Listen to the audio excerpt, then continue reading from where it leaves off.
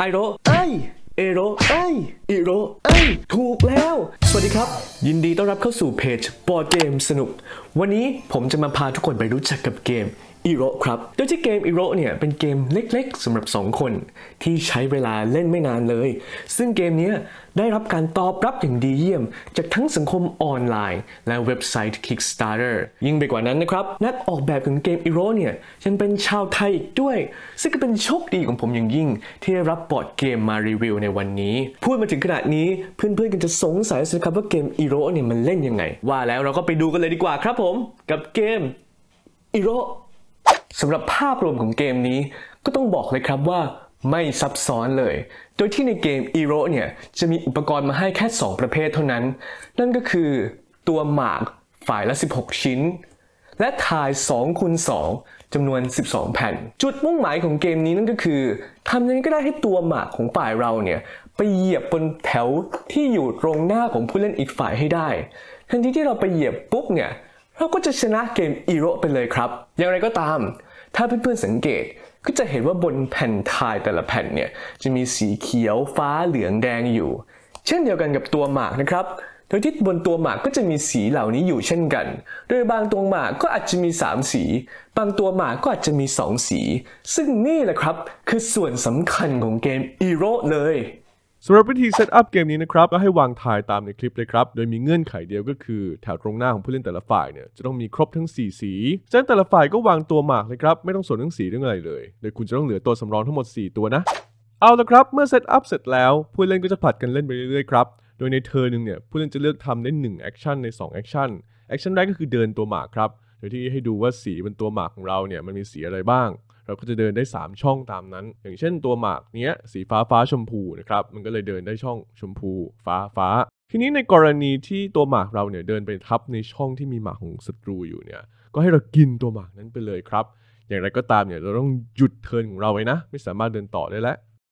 แอคชั่นที่2นะครับถ้าผู้เล่นไม่พอใจกับตัวหมาที่อยู่บนกระดานเนี่ยก็สามารถที่จะสลับตัวได้ครับเอาตัวของเราที่เป็นตัวสำรองหรือถูกกินไปแล้วเนี่ยมาแทนตัวไหนก็ได้เลยหลังจากนั้นผู้เล่นก็ผลัดกันเล่นแบบนี้ไปเรื่อยๆไปเลยครับจนกว่าจะมีผู้เล่นคนหนึ่งเนี่ยเดินตัวหมาเข้าไปในแถวตรงหน้าของผู้เล่นอีกฝ่ายได้สำเร็จเกมก็จะจบลง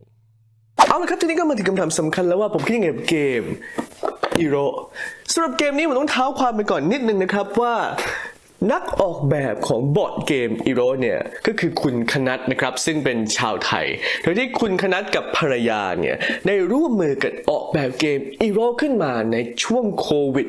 แรกๆนะครับโดยที่ชื่อในตอนนั้นเนี่ยมันมีชื่อเล่นอีกชื่อหนึ่งนั่นก็คือ Color Chase หรือว่าหมากรุกสีนั่นเองครับอย่างไรก็ตามเนี่ยชื่อสุดท้ายของเกมเนี่ยก็คือ Eero นะครับโดยที่เกมนี้เนี่ย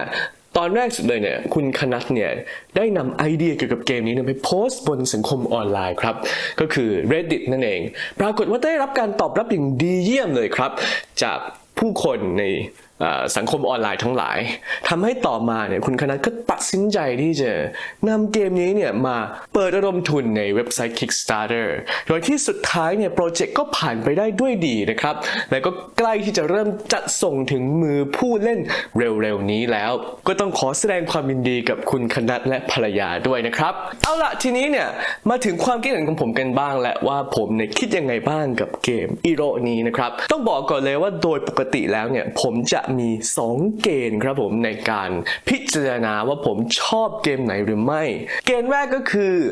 การตัดสินใจที่น่าสนใจเกณฑ์ที่2ก็คือความรู้สึกอยากกลับมาเล่นใหม่ครับสำหรับเกณฑ์แรกนะครับก็คือการตัดสินใจที่น่าสนใจเนี่ยสำหรับผมเนี่ยรู้สึกว่าสิ่งที่เจ๋งที่สุดของEeroเนี่ยคือการที่เราสามารถที่จะสลับตัวหมากของเราที่อยู่บนกระดานอยู่แล้วกับตัวหมากสำรอง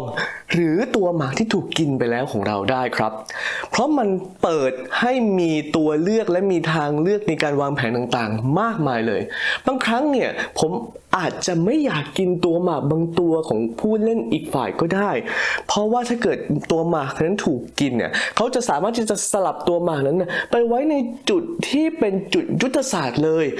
ซึ่งมันจะแย่สำหรับผมมากๆในขณะเดียวกัน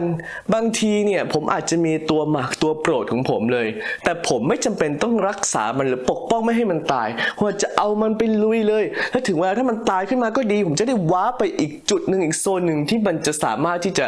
มีความสำคัญต่อแผนการของผมได้เช่นกันมันมีเอลิเมนต์ของการตัดสินใจว่าจะให้ตัวไหนตายตอนไหนซึ่งคุณคณัฐเนี่ยได้บอกผมไว้ครั้งหนึ่งว่าเขาอยากจะออกแบบบอร์ดเกมที่อะไรรู้ไหมครับเขาอยากจะออกแบบบอร์ดเกมเนี่ยที่ผู้เล่นคนหนึ่งจะสามารถสร้าง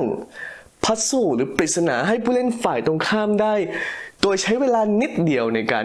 สร้างปริศนาหรือสร้างปัญหาเพื่อนอีกคนแต่เพื่อนอีกคนต้องใช้เวลาเยอะมากในการที่จะไขปริศนานั้นๆแล้วผมก็รู้สึกว่ามันถูกถ่ายทอดออกมาอย่างเกมอีโรซึ่งเป็นเกม abstract เล็กๆสองคนนี้ได้อย่างดีมากๆสำหรับประการที่2ก็คือความรู้สึกอยากกลับมาเล่นใหม่ครับอันนี้ผมอาจจะขอไพร่ไปถึงดีไซน์ของเกมนี้นิดหนึ่งนะครับนั่นก็คือตัวหมากที่เป็นสีรวมถึงตัวแผ่นทายนะครับที่เป็น4สีและตัวหมากที่เป็น3สีหรือ2สีแล้วมีเป็นแบ่งออกเป็นตรงกลางนะครับแบ่งออกมาเป็น3ส่วนเนี่ยผมคิดว่าดีไซน์ตรงนี้เนี่ยมันมีความสำคัญมากที่ทำให้ Eero เนี่ยเป็นเกมที่ผมไม่ได้อยากจะได้แต่เวอร์ชัน Print and Play อะแน่นอนว่า Eero ไม่ได้เป็นเกมที่มีอุปกรณ์มากถึงขนาดว่าคุณจะไม่สามารถทำ Print and Play ได้อย่างไรก็ตามด้วยการออกแบบของมันด้วยคอมโพเนนต์ของมันที่ผมเข้าใจว่าตัวFinal Product ของมันเนี่ยตัวชิปของมันเนี่ยจะมีความหนักแล้วก็มีคุณภาพเนี่ยเหมือนกับเกม War Chess คือเป็นโป๊กเกอร์ชิปเลยคุณภาพโป๊กเกอร์ชิปเลยเนี่ยมันทำให้เป็นเกมที่ผมอยากจะ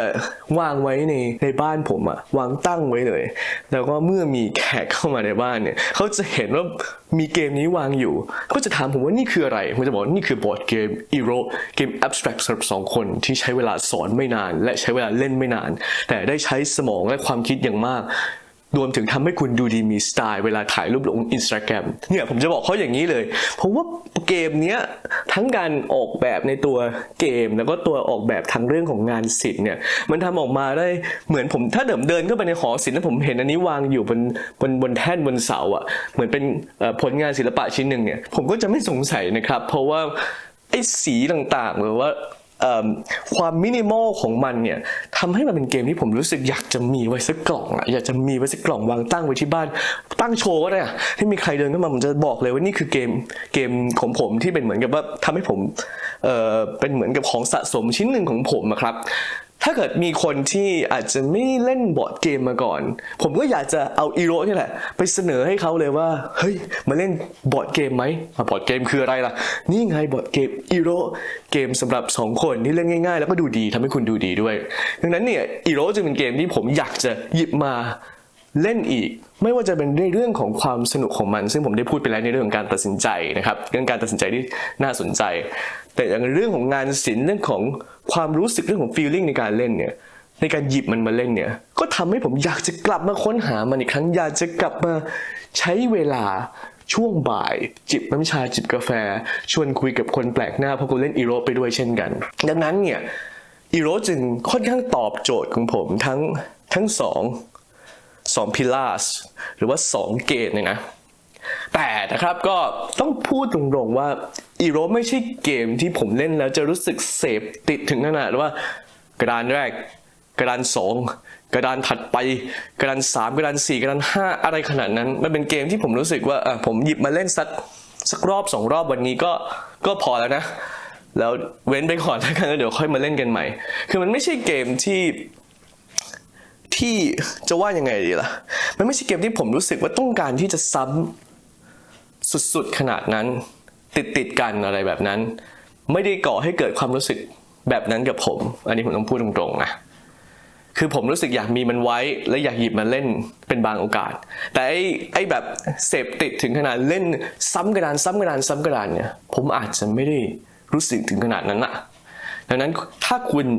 ซื้ออีโร่ไปแล้วก็คิดว่าโอ้โหนี่แหละจะเป็นเกมที่ฉันกับแฟนของฉันจะเล่นด้วยกันทุกคืนนับจากนี้เป็นต้นไปเนี่ยผมก็ต้องบอกก่อนว่าถ้าเป็นผมเป็นคุณผมอาจจะไม่ได้รู้สึก ว่ามันตอบโจทย์นั้นแต่ก็ไม่แน่นะครับเพราะว่าบางทีถ้าคุณอาจจะเล่นเกมนี้ได้ทั้งวันทั้งคืนเลยก็ได้ผมก็ไม่รู้เหมือนกันแต่จะรู้ว่าผมเป็นคนที่เล่นบอร์ดเกมสไตล์หนึ่งถ้าคนย้อนไปดูวิดีโอรีวิวเก่าๆจะรู้ว่าผมเป็นคนเล่นบอร์ดเกมสไตล์ไหนแนวไหนใช่ไหมครับดังนั้นเนี่ยอีโร่เนี่ยมันอาจจะเป็นเกมที่สำหรับผมจะไม่ได้เล่นซ้ำติดต่อกันรัวๆขนาดนั้นแต่สำหรับคุณอาจจะอยากเล่นมันซ้ำโดยรัวทุกวันทั้งคืนก็ได้อันนี้แล้วแต่บุคคลนะครับแต่นั่นแหละครับก็คือความคิดเห็นของผมกับเกมอีโร่นี้นะครับก็